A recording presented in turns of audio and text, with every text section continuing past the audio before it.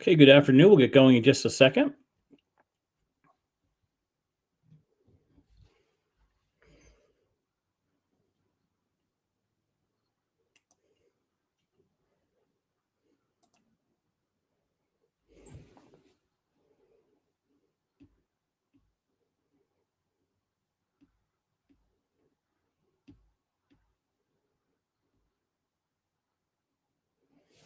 Okay, so good afternoon. Happy Tuesday. I hope you are getting a chance to get outside. It's unbelievably beautiful out to those watching from Brantford.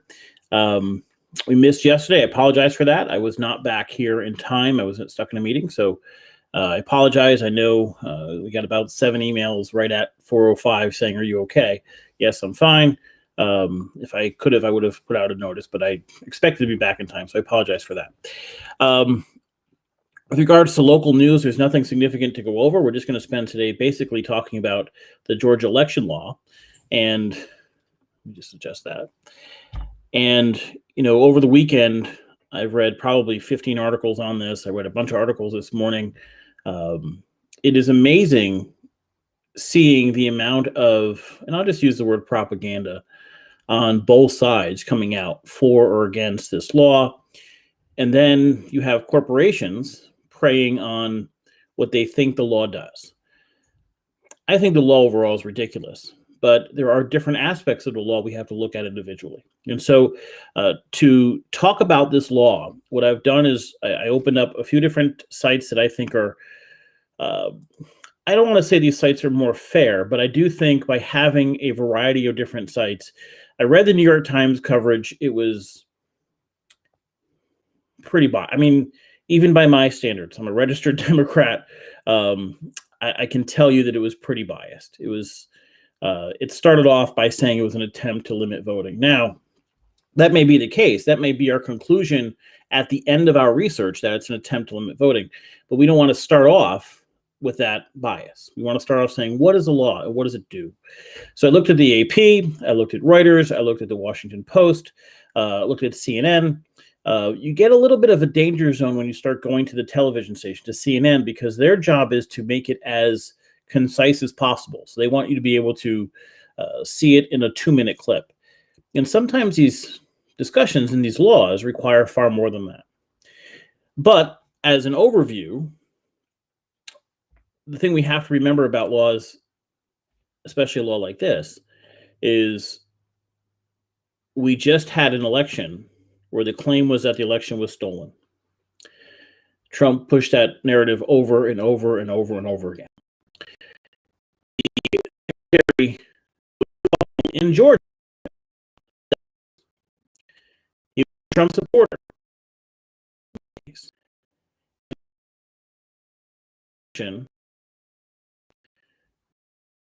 Connection issues. If we are, please let me know.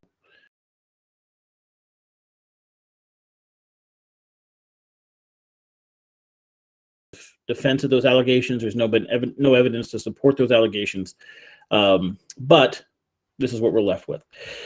So let's look at what the law actually does. And we can look at the aspects of the law. So am I breaking up? Kathy, I apologize for that. I'm going to just keep going. It looks like I'm connected now. So if there are issues, just let me know. I don't know why we're breaking up. Internet seems to be pretty strong right now, so I'm not sure what would cause that. In any event, so let's look at this law. And I'm going to start with the Washington Post. I think they were they're the best one to read with regards to what the law does and what the law doesn't do. So without a bias, let's just look at what it supposedly does to limit voting. The first thing it says is it shrinks the window for voters to request mail ballots. So rather than allow voters to request mail ballots 6 months from election day, new law says voters can start requesting ballots 78 days out. So it reduces that time period. I'm not seeing that as a huge, massive problem. Some states have gone further. Connecticut, for example, sent out during COVID applications to everybody. They did not send out ballots to everybody. Some states do that. But they sent out applications for ballots to everyone prior.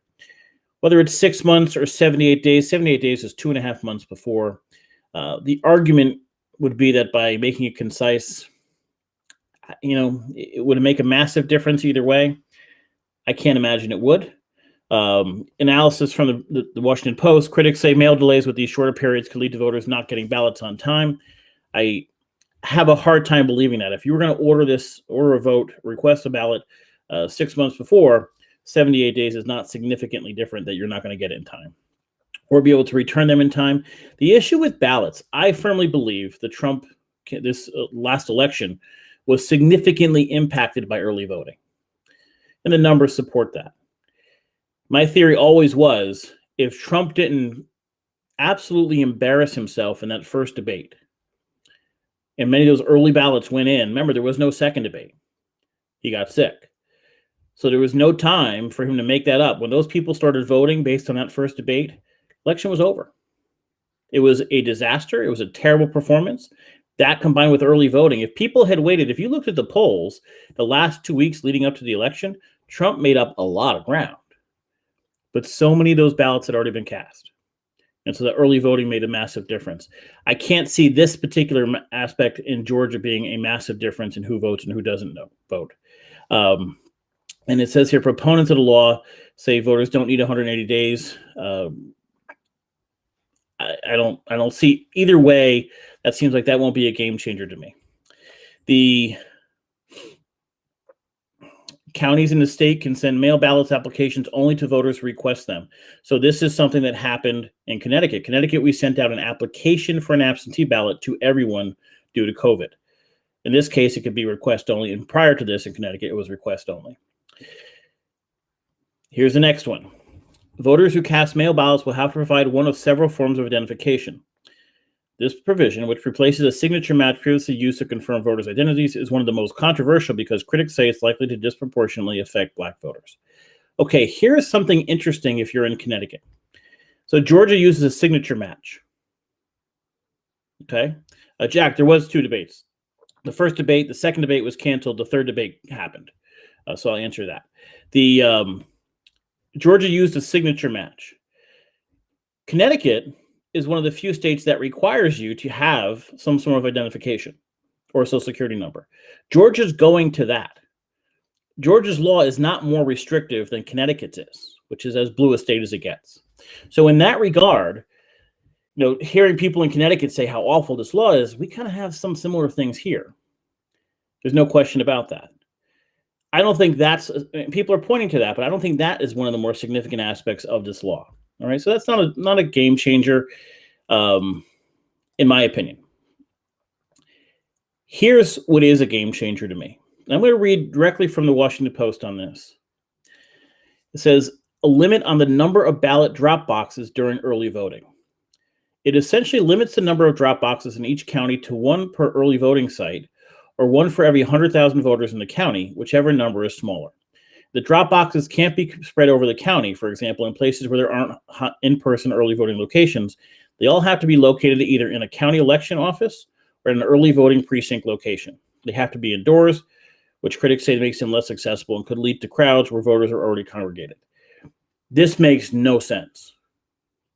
Now, in Branford, where I am, we had a drop-off box right outside Town Hall. We have had mailboxes in the weather for as long as I've been alive. This makes absolutely no sense that these boxes have to be limited and have to go indoors. When you're in a city and you're trying to get to work, the opportunity to drop off your ballot during working hours when town hall is open or when these indoor places are open is extremely limited. The purpose of having a drop-off location is to increase access to people who cannot get there during those hours. So to limit the number of these drop boxes is absolutely an attempt to limit the number of ballots. To place them indoors is absolutely an attempt to limit the number of ballots that come in. And the people that are going to more likely be affected by it are people who can't get there during the day. Fulton County in Georgia is the most populous and, in many cases, the most Black, the most minorities. Let's not pretend for a second that this is not an attempt to keep likely Democratic voters away. Did they get up one morning and say, let's keep black voters away? In my opinion, I don't like to run to race. If black voters were more likely to vote Republican, they would be doing the opposite. They're trying to get less Democratic votes. This last election and this runoff election scared the shit out of Georgia Republicans. I get it. And so they're in power and they get to rewrite the rules. But these rules make no sense. If you're wondering if this law makes sense on its merits, the best aspect is this. The Secretary of State, the one who Trump had an issue with, I'm going to get his name here in a second. It's an odd name. I'm going to make sure I have it right. What is his name? This is the person who said that there was no wrong, the polls were right and that he had lost, right? So, did I lose this? Washington Post. And it's basically absurdly petty.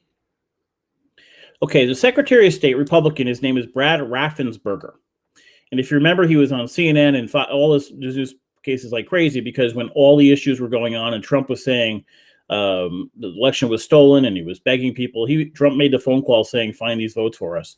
He called this guy, a Republican, who basically said, no, there's nothing wrong here with the vote. He said on camera, I'm a Trump supporter, but there's nothing wrong with the vote. The new law removes him, an elected official, as the chairman of the state election board. And they replace him with somebody who is appointed. Now, this is clearly just personal vendetta time by the Republican Party against Raffensperger. No question about it. But it's also fundamentally wrong to take somebody that the people select, in this case, Republicans voted for, got him in, and said, we want this person in this position, and say we want to replace him and appoint somebody instead. That's as undemocratic as it gets. Instead of letting the people choose who's in that seat, let's let an appointee go in there, adding a level of politics to it, but taking away the voice of the people. That's just petty and vindictive crap. So you have this aspect of it, which is nonsensical, clearly vindictive. Then you have this aspect where we say, wait a minute, we are not going to put as many ballot collection places in areas that are easy to get to. We're going to place them indoors, and we're going to make it harder for people who have to go to work to place their ballots. And there's one other key aspect of this.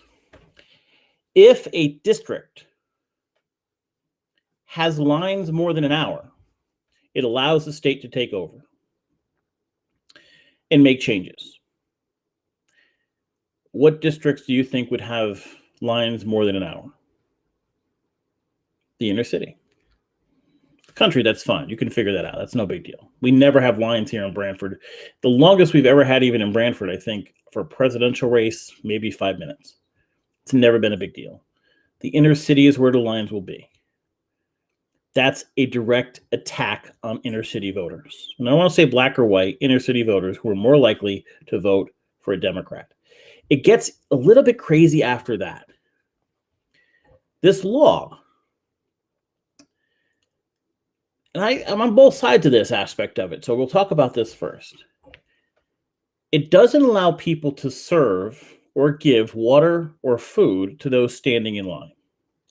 Now, part of me understands why. Groups with agendas most likely would be standing out there, and you can't legally say what your agenda is, and you can't, legally say vote for X or vote for Y or what have you. But, when that person's giving you water and giving you food and while you're standing in line, it may be influential. I understand that. But doesn't it sound awful petty? It just sounds somewhat ridiculous. Now, the governor of Georgia has turned around and said, wait a minute, this expands voting because we have ballot boxes in rural areas. Yeah, they want votes from rural areas. They don't want votes from the inner city, in the suburbs. So it is hard to look at this law. I don't want to look at it as racist because it's not minimizing a black vote or a Puerto Rican vote, right? It's minimizing Democratic votes. They got scared after this last election. They got scared after the runoff. By the way, the two Republican candidates were favorites in the runoff and lost. And so now they're trying to pass laws that are vindictive, incredibly petty against their own party. The Secretary of State did nothing wrong. He was a Trump supporter. All he said was, this was a fair election. And at the end of the day, you have a law that passes that will likely, now it's interesting, will it actually happen with the energy of the Democratic Party in that state that we saw now twice? We saw it in the general election. I was shocked to see it again in the runoff. I thought it would be very hard to motivate those same voters to show up. I was wrong. Obviously, an absurd amount of money poured into Georgia. But they went out twice. Now, without Trump on the ballot, without that holy shit force of nature on the ballot, does it the same way? No. If this was, Mitt Romney versus Biden, would people come out in force against Romney? Probably not. Like they came out against Trump? Probably not. But it shows that it can happen. So that scared the shit out of the Republicans in Georgia. My view is simply this. If you are for democracy, if you're a Secretary of State, if you're a politician, our goal should always be more people voting. It should always be more people with a voice. Now, I have said on this podcast many times, part of the problem that we have is we have people who don't understand issues voting. We have many people who have taken a stand on the Georgia law without knowing what's in the Georgia law. I've heard people as early as today, as late as this morning, talking to them about this law. And they said, oh my God, it's a racist law. And I said, what's in it? And they can't answer the question. That's part of our problem. People don't know what's in the law. But going through these aspects of the law, some are comically absurd. Some are clearly petty. But to wait 3 months after that runoff election and pass this quickly is clearly an attempt to react to Democrats winning the last two big elections in Georgia, the presidential race and the runoff election. Question from Kathy. Didn't Connecticut have an issue with the Democratic Party giving out pizzas at college campuses in the last governor's election? I don't know if I remember that. In that case, the Democratic Party would be giving out pizzas to encourage them to stay in line, not necessarily encourage them how to vote. Most of the college campuses are going to be voting for Democrats anyway. This eliminates that. And I kind of get that, right? I get that people are standing in line that people are giving food and drinks or what have you to keep them there, knowing that they're their votes. But don't we want to err on the side of more people voting anyway? Political strategy is get your base out and also not so much encourage the other side, right? Each Democrat, every election day, you get 1 million calls from Democrats. They call Democrats. They're not calling, Rosa DeLauro's not calling Republican households. They're not calling people and saying, hey, listen, it's election day, get out and vote, do your civic duty. Rosa DeLauro's campaign is not calling Republicans saying, come out and do your civic duty. Republican candidate campaign is not calling Democrats saying, they don't give a shit about civic duty. The nonsense of political parties is just that, it's nonsense. That's just all marketing. And we're seeing that now. Companies like Coca-Cola come out and say we're against this Georgia law. Why? The CEO didn't come out and decide on his own we're against the Georgia voting law. The CEO convened a meeting of his marketing people and his board, and they got in a room and said, how do we use this to our advantage? And in the inner city, Pepsi often does better than Coke. Can we use this as a marketing opportunity? That's all they did. Political parties, same thing. Political parties are marketing. That's all they are. Take what they say and throw it out the window. In this case, however, when you look at the merits of this law, it doesn't make any sense. It's clearly vindictive. It's clearly getting back at the Secretary of State. but it also seems to be looking for ways for the state, which is overwhelmingly state government Republican, to come in and interfere with local boards if the lines are more than an hour long. At the same time, limiting drop-off locations and limiting the times of drop-off locations for mail-in ballots. Something doesn't make sense here. This isn't a law that anybody who says, I'm for democracy, I want representation, I want more people to be heard. This says, I want less people to be heard. Less people who work full-time to be heard. Less people who I want voting with access to the ballot box. I throw out all the marketing stuff, the Coca-Cola stuff, throw that out. People taking that stand. I don't care what parties say. I don't care what politicians say. It doesn't matter to me. The law itself doesn't make any sense. Mary, then shouldn't they make it so people aren't waiting in line 8 hours? Yes, I agree. No question about it. Also, there are drop boxes in buildings only open during the week, not available on weekends. I think that's a problem if true. Mary, it is true. You might have joined us a little late. It is true. What they limited the hours that these drop boxes are available, which basically says, listen, in Brantford, to those that are watching from the local area, we put a drop box location in front of Town Hall. You could have dropped it off at 3 in the morning. You could drop it off in the afternoon. You could drop it off whenever you want. You got an application for an absentee ballot in the mail during COVID. You filled out your ballot. You can drop it off. If you filled it out, that application, you got it back, and they dropped it off anytime you want. If we took that drop-off box and put it inside the lobby of Town Hall, then you could only do it when Town Hall was open. Well, who does that hurt? People who work 9 to 5. I have someone who lives in New York City, who had lived in New York City in the past. I can tell you, people who work 9 to 5 really work 7 to 7 because they're up early, have to travel, get to work, travel home for an hour and a half or 2 hours, whatever it is. They're never going to have an opportunity to stop at Town Hall, which we are now limiting drop-off locations, and put that in. Now, in some cases, they could mail it in, but with the distrust that was shown in the last election with Trump on how awful apparently the Postal Service was, that was also nonsense. People didn't always want to do that. This law doesn't make any sense. There is no attempt here to expand people's reach. This is an attempt to legally make it harder for people who are more likely to vote Democrat to vote. That's all it is. I don't jump to race.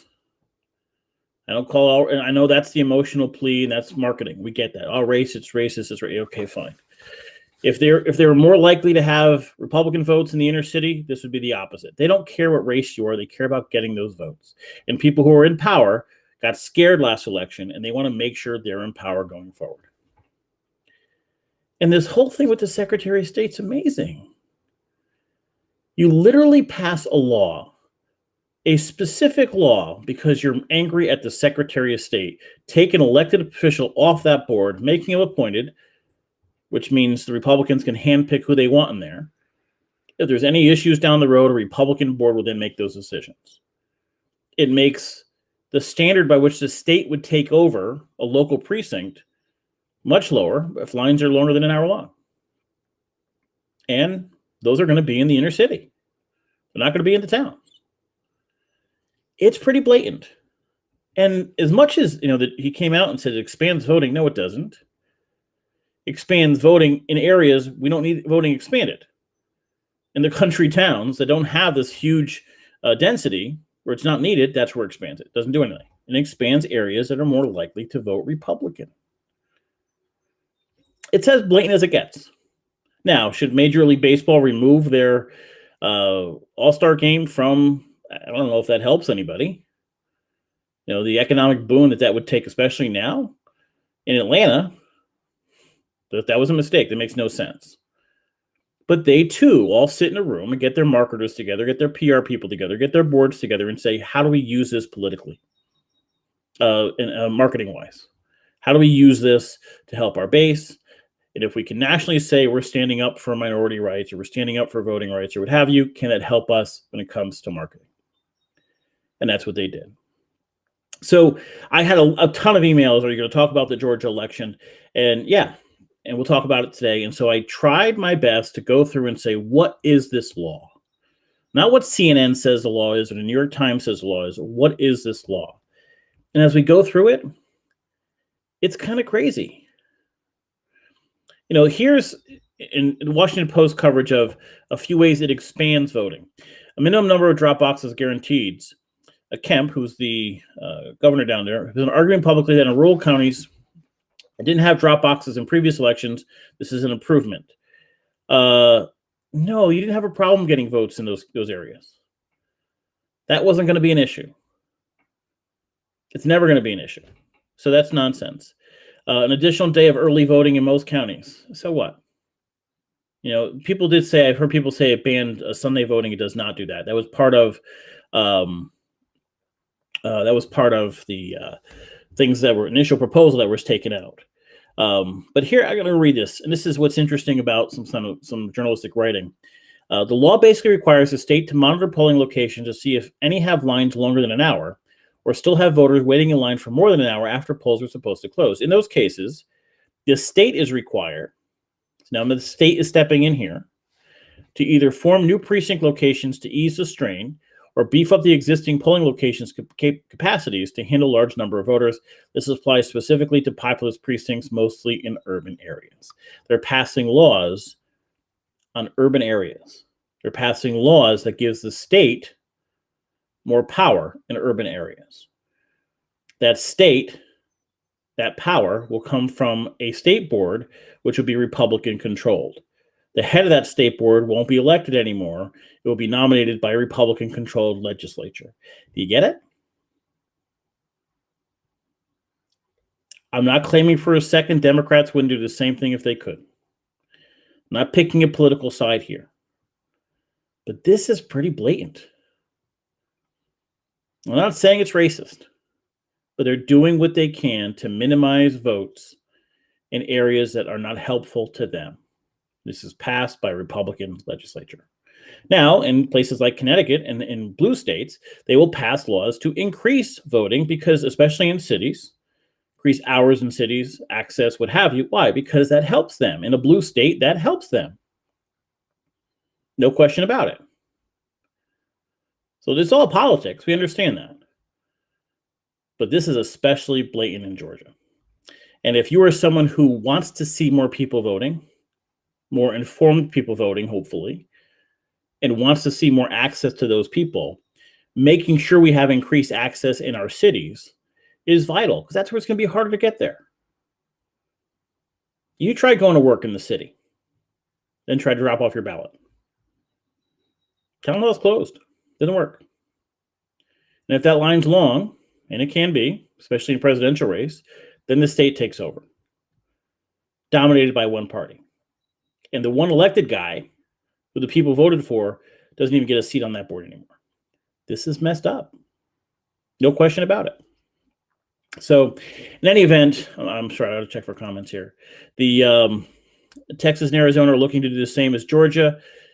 Yeah, the question is going to become, what aspects of the law will they adopt? Not giving water and food to people in lines or having, I kind of agree with that. I don't have a problem with that. Clearly, there's a political agenda. Listen, we live in a world where everybody has water with them anyway. Everybody's got something in their pocket. It's not the end of the world. I don't want outside groups influencing on election day. We have very specific, if anybody's ever worked at a polling station knows, there are very specific rules about what you can wear, a hat, all this kind of stuff to be anywhere near a polling station, even if you're a voter. That aspect of it I'm okay with. Limiting the hours a drop-off box can be accessed, that's just crazy. That doesn't make any sense. Was there some massive, theft of votes from these drop-off locations? I didn't hear about it. I didn't hear Trump talking about it. And if anybody would have, it would have been Trump. I didn't hear that. So yeah, we'll see what other states do. Some aspects are, no big deal. One aspect of this is clearly a big getting back at the Secretary of State. No question about it. And then part of this is, no question, trying to limit how many votes come in inner cities. Not a very good law. What can be done about it? Not much. The federal government has no control here. There's already been lawsuits filed. I haven't seen those lawsuits yet, so I'll read them when I see them, and we'll talk about those a little bit more. Okay, that being said, thanks for joining me. I apologize again for not being live yesterday, but we'll be back tomorrow at 4 o'clock. It is stunningly beautiful outside. I hope everybody gets outside. I am about to go do some laps, probably at one of the parks, and get some exercise in. So I hope everybody gets a chance to get outside and enjoy the day, and I will see you all tomorrow at 4 o'clock. Have a great night.